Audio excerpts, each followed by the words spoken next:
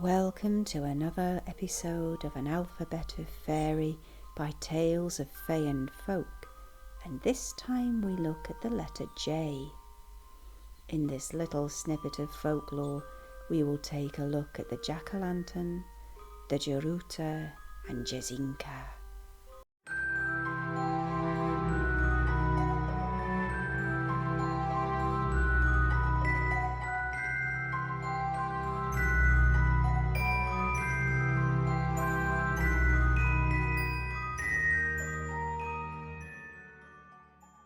The jack-o'-lantern is an English fairy creature, a goblin found in the bogs and marshlands, similar to a will-o'-the-wisp, and he can be found mostly in East Anglia, which is a very flat landscape, a lot of which was reclaimed land from floodplains, and so it is understandable that once this wet and marshy place was rife with lantern fairies. As with other fairy creatures of this type, they wander the marshes, luring unfortunate travellers to their doom, deeper and deeper into the bogs.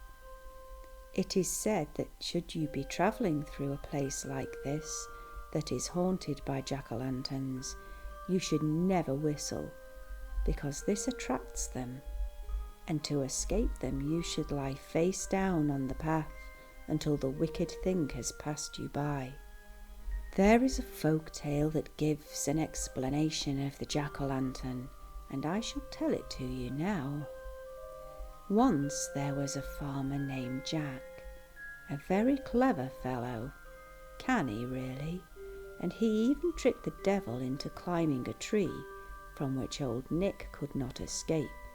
The devil begged Jack to let him down over and over, and eventually Jack relented.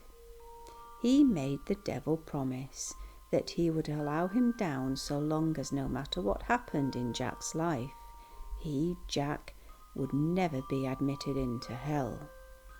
The agreement was made, and the devil was set free, and he disappeared. Now, many years later, after a full and questionable life, Jack passed away, and indeed he was sent straight to the gates of hell. However, the devil could not let him pass through because of their deal, and so Jack travelled all the way to heaven to see if he could be allowed to stay at the gates. However, because of his questionable life, he was refused. With nowhere left to go, Jack returned to earth, where he found a turnip. He hollowed the vegetable out with his knife to make a lantern, and lit a taper inside, and from that very day he wanders the land, holding it high and carrying out his mischief, a spite. The Juruta can be found in Poland and Lithuania. She is a fairy of the seas. Her home was said to be an amber palace that could be found beneath the waves. She fell in love with a human, a sailor man, but the thunder spirit became jealous of her love, so jealous indeed that he boomed and he roared, and the sailor was thrown into the sea from his boat, down deep to the depths and to his death. The amber palace also was shattered into many, many pieces. It is said that during terrible storms, if you listen closely, you can hear the cries of the sailor and the wailing of the heartbroken Juruta. And after these dreadful storms, pieces of amber from her once beautiful palace can sometimes be found on the beaches. Once, many more years before this, Juruta was considered a goddess, and her love was Paruta, the thunder god, which explains the story quite well, and how the mythology of the gods and the goddesses often, over time, comes down to us as folk tales of fairy folk. The Jezinka are truly awful fairy folk from Czechoslovakia. In appearance, some who have seen them say they have female faces, the bodies of pigs and horse-like legs. They are said to live in caves and are kidnappers of children, which they feed on the daintiest of foods, and yet they are also known to lull humans to sleep, at which point they will poke out their victims' eyes. There is an interesting folk tale about a boy in Jezinka, which I will tell you now. Once there was a poor orphan boy called Jezinka.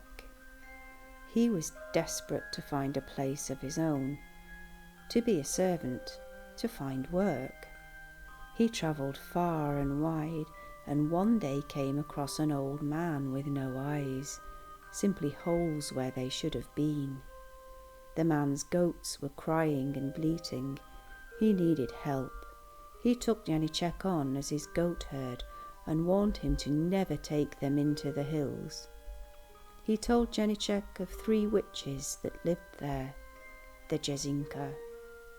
They would tempt him to sleep and then take his eyes, as had happened to him. For 2 days Jezinka kept the goats safe, but he kept looking up at the hill. The grass was so much better there, much better for the goats. He gathered 3 long shoots of bramble and drove the animals up the hill. As he walked, a beautiful young woman appeared, dressed so finely, and she offered him a juicy apple. He turned the gift down, though, telling her he had plenty of apples in the orchard at his master's house. After a time, another maiden appeared, bringing the most beautiful rose, and she held it out for him to smell. He turned away. He had had enough of smelling roses that grew all over his master's garden, he said. And now, after a little while, a 3rd maiden appeared, more beautiful than the other 2 together, and she offered to comb his hair. Jezinka said nothing, and she came closer and closer, and then he trapped her with one of the bramble shoots. Her other 2 sisters appeared, but they could not release her, and he took this opportunity to capture the both of them. Now Jezinka fetched his master. He went to the eldest sister, Jezinka, and demanded that she give him back his master's eyes. She cried that she did not know where they were, and yet he marched her to the river and threatened to throw her in. The Jezinka was terrified and agreed to take him to where all the eyes were kept. Jezinka and his master followed the fairy witch to a cave filled with eyes. She chose 2 and gave them to the blind man. He put them into his head, but told Jezinka he could only see owls, many, many owls. Furious, Jezinka threw the wicked lying fairy in the river, and she was washed away. He fetched the 2nd fairy witch, and she gave his master 2 eyes. These were no good either. He could only see wolves, many, many wolves. Jezinka threw the Jezinka in the river as well. Finally he fetched the youngest of the evil sisters, and this witch chose 2 eyes for his master, and the man put them into his head. This time he could only see pikefish, many, many pikefish. Jezinka dragged the fairy to the river to throw her in. She begged for mercy and promised that she would give him the correct eyes. She knew which they were, and this she did. The old man gained his sight back, and the Jezinka was never seen again in that place. I hope you enjoyed this time's telling of tales.